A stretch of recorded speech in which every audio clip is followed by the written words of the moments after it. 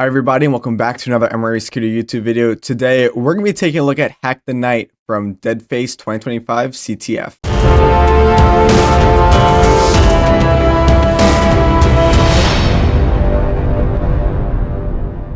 So we're going to jump right into it by looking at the source of our troubles, and it says DeadFace compromised Nightville University student portal website. NVU swears up and down that they've secured the website, but the school leadership wants us to validate that their site is no longer vulnerable. DeadFace left several artifacts throughout the website to taunt school staff. See if you can compromise the web app and find the artifacts left behind by DeadFace. And here we do see that there is a website here, and we also have a zip file. So taking that zip file, it looks like there is some source code that we could take a look at. So we'll quickly spin up our terminal and we'll head on over to our DeadFace, which is over here, and then YT. So we'll simply just move the SDS zip to here and we'll unzip this to see what we have to work with. And it looks like there's just a few SVG files as well as a PDF file. So first thing we could do is we could just try to open up all the SVG files and see what happens. It doesn't look like that's going to work. So let's just do sds.pdf first and see what it is. So it says system design specification, and there's just a bunch of data regarding this. Doesn't really look a whole lot like there's anything going on. It looks like there's some database schema. We see that there is an NVU portal database with 3 different tables that we can use. And the web UI is using HTTPS requests for login, announcements, and courses. This is kind of just a quick sitemap, right, of what we're going to be seeing on the web application. So let's just dive right into it and take a look at what we have. We do have Nightville University, and we see here that it's just a bunch of stuff with the login portal. We can click around, go to research. You can see here that there is a couple research projects going on at the university. You can go to courses and see if there's anything else there. But all in all, there's really not a whole lot. And considering that this challenge has to do with source, first thing that should come to mind is looking at the source code of this web page. So taking a look, we could see here that we do retrieve the flag. So view source always first. We can copy this and paste it on into the dashboard. So the next challenge says NVU claims that they need their site SEO optimized and that their site needs to allow web crawlers to access certain directories. We don't have to really go through everything there because this first sentence is all we need to know.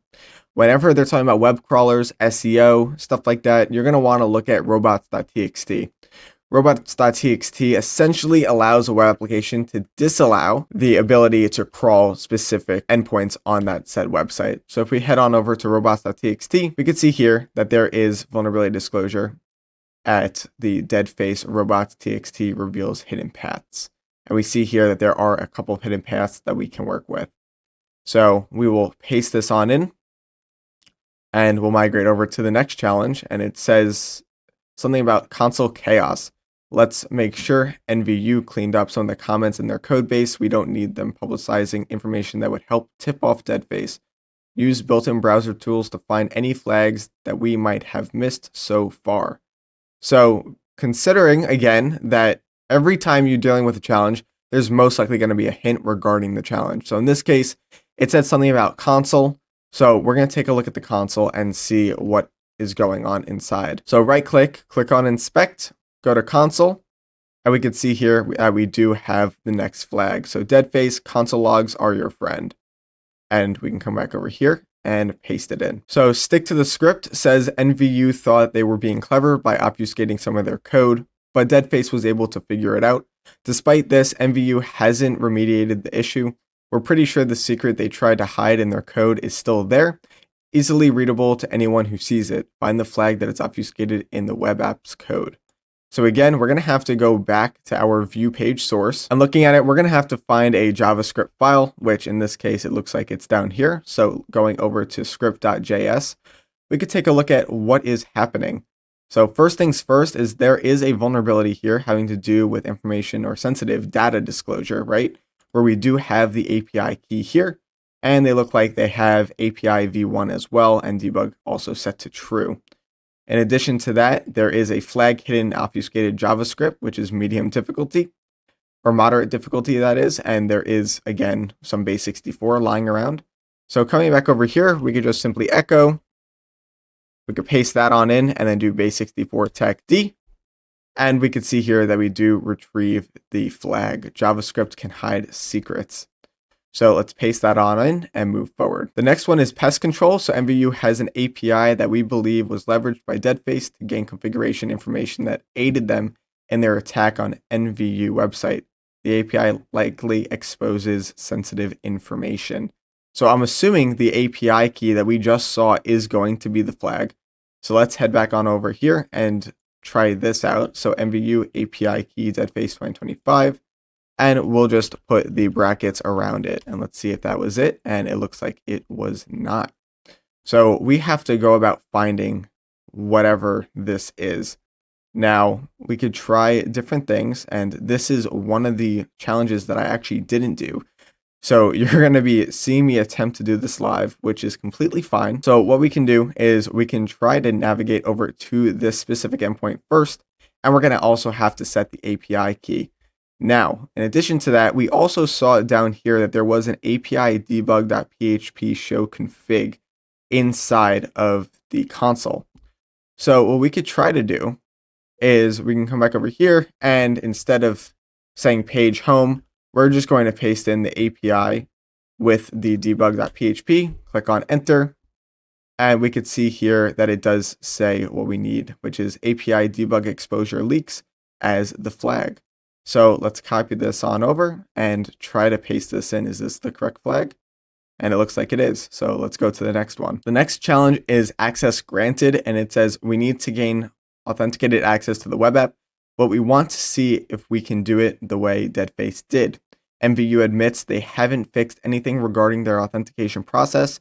See if you can log in to the web app. And here it says in the tags web as well as SQL, meaning we're probably going to have to deal with an SQL injection on the login page. So heading back on over to the website, we can close out of the console now and click on login. And we see here there is a hint saying try different SQL injection techniques to access specific accounts. So the first thing that we could do, that I like to do at least, is to just put 2 single quotes and see what happens. And it looks like that does turn into an SQL error message. So we can quickly spin up Burp Suite and try to see what's going on in the back end. Okay, so now that Burp Suite is installed and we're good to go on that front, we could see here that Burp Suite also is on our Foxy proxy. We're just going to do the exact same thing again by doing a bunch of single quotes, and we'll see what happens. So if we go over to the post, we see that it's just the exact same information, it looks like, and nothing too crazy is going on here. But if we go down here, it looks like there are also administrator credentials. I don't know if these are going to work, but we could try it out just to see. Maybe this is another way to bypass it. So we'll just put in the admin as well as the password that we just saw, click login, and we see that we did gain access. So SQL injection bypass auth, which we didn't do an SQL injection. We found a comment inside of the source code. But anyway, it looks like we did obtain the flag. So the next challenge says reverse course. One of the accounts that DeadFace compromised was an admin level user. MVU has since removed the account, but there still might be information about the account located in the web app. See if you can find the password that belongs to the emergency admin user account. So let's head back on over. Now that we do have a login, we can go over to the admin page and see what is going on. So there are user information here. So if we click on details, we could see that there is a vulnerability here, which does sensitive data disclosure with the password hash. This looks to be an MD5 hash, which is not very good because that can easily be brute forced. But we could see that none of these individuals are the role of the emergency admin. We only see one admin on here, which is the first one, which is what we're currently logged in as. So we could try a couple of things, right? We could try to do an IDOR vulnerability. So because this ends in 15, we could just try, let's say 16, and let's scroll down. And it looks like there is a backup admin, but they do have the administrator role. So we could head on over to CrackStation just to see if this is something that we can use or work with. And crackstation.com is not the domain we're going to. We're going to .net. We'll quickly spin this up, click crack, and it results in the password of 1. So that's probably not the flag that we're looking for. Maybe if we try 17, something would happen. So let's try another one. 17, we scroll down, nothing shows up. So we probably don't need to do that. We need to figure out a different way to go about finding this specific flag. Now, if you remember inside of the robots.txt, we can go over to the robots.txt once again, just to take a look at what it has. And we can see here that there are a few different endpoints that we can work with. The first one being backup, config.git, as well as secret files. So we can go over to the backup and we'll start there and kind of work our way down. So let's go to backup and we can see here that we do have a database backup file. So clicking on it, we can open it up. And in my case, I think it's going to open up in DeBeaver, which if you don't have, it is a fantastic tool that you can use to quickly see everything within an SQL file. Very handy to use instead of using something like Mousepad or just going into VS Code. You can have a beautified version of it just like this. And looking at it, we can see that there is an emergency user with the admin role and their password is emergency access 2025 bang. And it converts it back to an MD5 like I stated before. So we can head back on over and we can just type in DeadFace and we'll paste in the password. So the next challenge is not so public domain. DeadFace was able to retrieve an announcement that was hidden by administrators. This announcement contains sensitive information, which is the flag, that DeadFace was able to compromise. Find the flag associated with this hidden announcement. So we do have the backup. So let's see what else we have. We have the admin.php, the backup, we have the config, we have the .git, as well as the secrets underscore file to work with. In addition to that, we also just have everything within the administrator section, which we can go back to the admin and just take a look at. And we see here that there are a bunch of announcements that do show up. So we can go back over to Burp Suite and we could just see if maybe something is showing here. Now I am capturing a lot of weird information, but looking at it, we could see if there is anything going on. And I'm just going to quickly change this over. So we can only add this in scope, click yes. And then we're going to only show open scope, in scope stuff. So now that we see that, we can continue working through it. Looking at it, there's really not a whole lot, right? We don't have the ability to create an announcement, check announcements, look at these announcements only. So there's really not a whole lot. And it says right here, hidden announcements are not displayed in this interface. Database queries may reveal additional records, which means we're going to need to get an SQL injection. Now, the way that you can go about doing this is we could try to simply brute force this specific web page, right? So we could just go to our terminal, gobuster dir techu. We could paste in this. So we'll do HTTPS, or is it just HTTP? It might just be HTTP. And then we'll do attack W, and then we'll do user share word list. We'll do dirb, and then directory, dirb, and then slash directory list 2.3 medium.txt. And we're going to set the extension to PHP because on this admin page, we had it set to PHP. And here we could also see that we are getting some PHP files here. So we're going to let this run for just a few minutes and we'll see what comes back. Okay, so I had to modify the command just a little bit. First and foremost, I had to set it to /API because we're trying to find the API endpoint, as well as the comment.txt because dirbuster was just taking a little bit too long. That word list was a little bit too lengthy. But we can see here that we do retrieve a search.php within the API. So if we head on over to the search API, we could see here that we do have some interesting information. First and foremost is the schema. We could see that is hidden is here, meaning that we are on the right track and we need to somehow figure out a way to get the announcements from this schema. And we see here there's also an example. So we have to do just a Q parameter as well as the type parameter. So in this case, we'll just do Q and maybe we'll say something like DeadFace, or sorry, we have to do Q is equal to, and then we'll do DeadFace. And then we'll also do a type and then announcements and see if that works. So let's see if anything happens. And it looks like that nothing comes back because it is being hidden. However, we could try to do some SQL injection magic. When we put in a single quote, we can see here that we do now have some weird things going on. So it says for the right syntax to use, near end is hidden equals 0. So something that we could do is we could try to do it manually, or we could try to use an automated tool like SQL Map or Gyri. In this case, let's see if we can do it manually, and if we can, then we'll just dump the entire database through the SQL Map command. So what we're going to do is we're going to take a look at exactly what is going on. So it looks like we're injecting into a specific input field, and then anything after is going to be and is hidden is equal to 0. So what we could try to do instead is we could do something like and is hidden is equal to, let's say, 1. And then we'll put a couple of dashes in place, and we'll click enter, and we'll see if anything happens there, and it looks like it doesn't. Looks like there's still some error messaging going on. So we could try to do something like and is hidden is equal to 1, and that also doesn't look like it's working. So we can keep playing around with this and see eventually if something does work or does happen, but it doesn't really look like anything is happening in this case. We could try just a simple SQL injection to see if things are working the way that we want them to. So we could just do n1 equals to 1, and we'll click on enter, and it looks like everything is just being very finicky. That being said, since we do know that there is some form of SQL injection, we can see here that it says check that your union query has the same number of columns as the main query. So it looks like that this may actually be a union-based injection. So let's head back on over to the original, which was just the search.php with no parameters.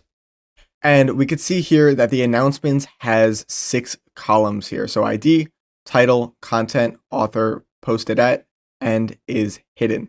So what we could try to do is we could try to do something like Q and then DeadFace again, but in this case, we'll just do a union select, and then we'll do null 6 times because there's 6 columns to this table. So we're going to do it 6 times. So null, null, 3, 4, 5, 6. We could just add 2 dashes here. So we'll put 3 dashes here to kill the query after whatever we do. Let's click enter and see if something happens. Looking at our query here, we see that now we are getting a different error message. I had to put a single quote here because it wasn't working otherwise.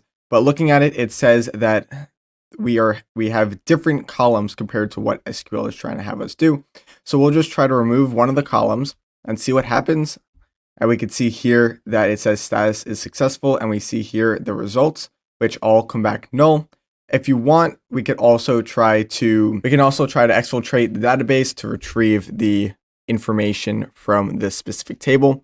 So because we already have all the columns here, we're just going to put title, we'll put content, we will also put, let's see what else, author, as well as posted at, and then we're going to set from, and then we'll take it into announcements. So from there, if we click enter, we should be able to see all the different kinds of announcements that are going on. And we see here inside of the restricted access notice, there is a flag, hidden announcements reveal secrets. So we'll copy it back on over and paste it into the dashboard. So the next challenge says NVU had confidential research data that was compromised by DeadFace and leaked to the public. NVU insists that their confidential data was safeguarded and only provided to authorized users on the web app. See if you can find the flag associated with the classified research provided on the web application. So again, it looks like we're probably going to have to do the exact same thing. So we'll just copy the URL here. We'll remove everything, and we'll take a look to see what else there is. There is another users as well as a research projects column. So we're probably going to need to do the research projects column. So we'll again just paste this all back in. And we're going to modify this just a little bit. First and foremost, we're going to change the type to research projects. We're going to set the announcements to say research projects as well as all these different columns that we have here. So we'll just list them out here. So project name, we'll do lead researcher, classified, details, and funding amount. So now that we have all of that situated, we should be able to retrieve all that information. And let's see here if that worked, and it does not look like it did. So there may be a different way that we have to go about doing this. So this looks to be successful, and we don't want it to be successful. So we could just start trying to play with different parameters. So let's just rename this now to announcements, and let's see what happens. And it looks like here that, again, we do have different number of columns. So it looks like that the type of announcements is the vulnerable thing, and we just have to keep that parameter as announcements. But we can now modify the union select statement. So let's just start removing columns one at a time and see which one works. And it looks like that did. And inside of the neural interface technology, we can see that there is a flag. So DeadFace, classified research, hackable, unhackable. So we can come back over here and we can paste it into the dashboard. So the last challenge says the invisible man, and it says it's believed that DeadFace compromised more than just one user on the web app. NVU prevents certain users from being displayed. See if you can find the flag associated with the privileged user. During this specific challenge, I ended up finding an unintentional solution to basically retrieve all the flags in one go. As you're seeing me record this, I'm literally doing everything from scratch, because this is not the way that I ended up doing any of the challenges. But I'm going to see if we can try to get the flag intentionally right now instead of me doing the unintentional way, which I will show you after this. So I'll probably only work on this for about 5 minutes just to see if we can get anywhere, and then I'll show you the unintentional way. So what we could do is we can head back on over to the robots.txt, which we originally saw, and we see that there is a .git here. Now, GitHubs always host a bunch of very interesting data, and it doesn't look like there's really too much here. Let me just see if we remove that. So nothing is there. So we can't do anything with that. We do have a PHP info, debug.php, and secrets file. But I don't really know what to do with the secrets file, because when we head on over to it, we can see here that we do have a forbidden error message. So I mean, well, we could try to, let's say, do a quick GoBuster scan on this just to see if something shows up. I don't know if anything will show up though, so I guess we'll just leave that running in the background. But in the meantime, we can try to explore the application just a little more and see if there's anything that we could do without doing the unintentional way. And I'm sure some of you, when you're looking at this, you're like, well, why don't you just do the ping host? Because I think this is the unintentional way. I'm really not too sure. But when the developer was talking to some of the members about this specific challenge, he said that he ended up leaving the remote code execution in here, and that if you do get it, you can essentially retrieve all the flags that way. So I'm trying to avoid that for now, but I may have to go down that rabbit hole if we don't find anything. So I'll wait for this to finish up and let's see if it finds anything. So GoBuster has finished and it doesn't look like there is anything going on here. So we're going to have to see if there's a different approach. We could try to take a look at this specific parameter, the page parameter, just because whenever you see something like page or URL, if you ever see something having to do with potential accessing of the backend, so in this case, it could just be courses.php on the backend, but it's using a parameter like courses. So we could try a simple PHP wrapper. So if we head on over to Google, we could type in PHP wrapper LFI, and we'll try to find, let's say, payload all the things as well. So let's type in payload all the things. And once that loads, we can see that we do have local file inclusion inside of the payload all the things. And we can see that there is also a wrappers.md file. Is there anything here that we can work with? Doesn't look like it. So let's go over to wrappers.md. And we can see here that there is PHP filters. And we're going to try to use the base64 encoded one. So let's head back on over to the page. And let's paste it in and let's see what happens. Does anything happen? Doesn't look like anything is really going on with this. So maybe there is no LFI that we have to work with. We could try to do maybe something like etc password just to make sure and validate. And we'll go again back to the page source, just check it out. And again, there is still nothing there. So this may also not be an LFI. Okay, so let's take the RCE approach then, because obviously I'm missing something. So we're going to try to ping the host. And it says here, ping not found. And it's a clear indicator that it's a Linux-based system because of the SH here. And it looks like ping is just not accessible. So what we could do is let's head on over to Burp Suite and take a look. So inside of post, is there a command here that we could use? And there is. So we'll just send this on off to repeater. Let me make it just a little bit bigger so we can see everything. So when we click send, and we're just going to click render if it'll let me, and it doesn't look like it will. That's fine. We can see that ping is not found. And what you can do whenever there's a command injection is you can just try like a semicolon and then ls just to see if that works. When we click on send, we can see here that we do retrieve some of the files. So this means that we do have RCE onto the box. And something that you could do on this specifically is you could just try to grep and find each and every flag. So we could do something like grep and then a plus, tac r plus, and then we'll also do actually an I as well, so that way it's not case sensitive. And then we'll do DeadFace plus, and then we'll also add a star there. When we click on send, this should give us a bunch of different things, and it looks like it doesn't because we forgot to also add this, which is the semicolon as well as the 8888. So once it's done trying to ping, it's going to execute our grep command. And when we do that, we can see that we have basically all of the flags on the challenge, right? So we have the first one, we have that API data leak, we have the robots.txt, we have the console log, and then we also have this one, so insecure direct object reference, which I did not see inside of here. So we could try again to take a look, but I didn't see it on any of these. Maybe it is and we just missed it, but I do not really know. Let's try to go to the admin.php file and we could see if there's anything in here, but it doesn't really look like there is any. So I don't know how it is showing up on the RCE, but it's not showing up here. It's a little bit strange. I don't really know why that's happening or why that may be.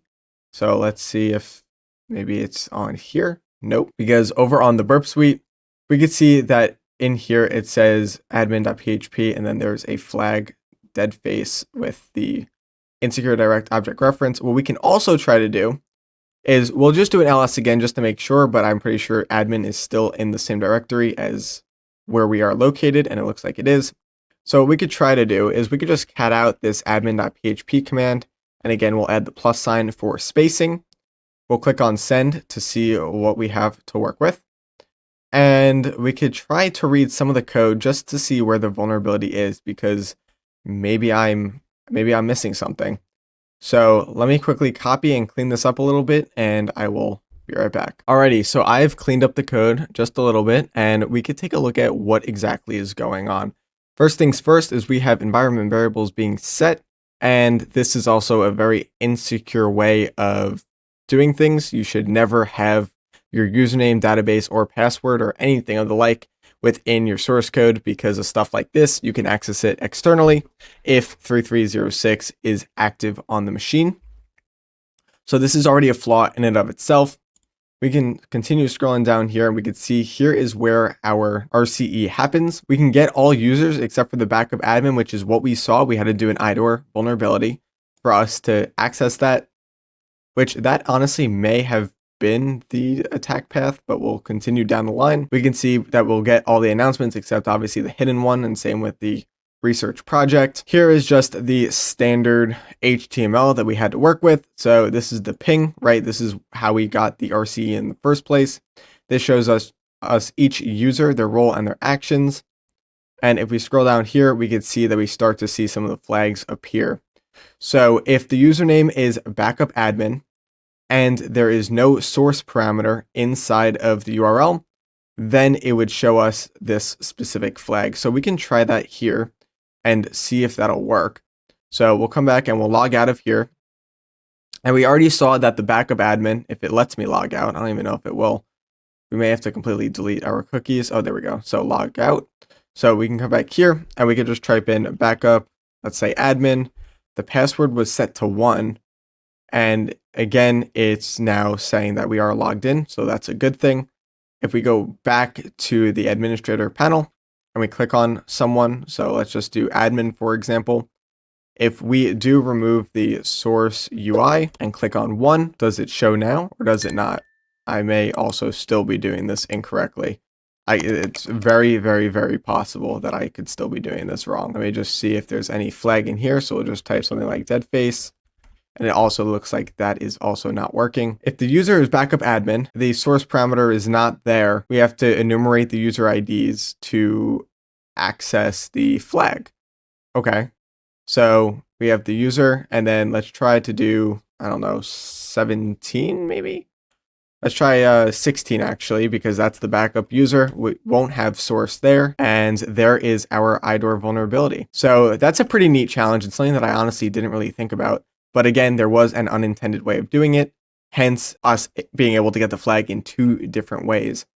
So from here, we can continue looking at the source code and just see what else is really going on.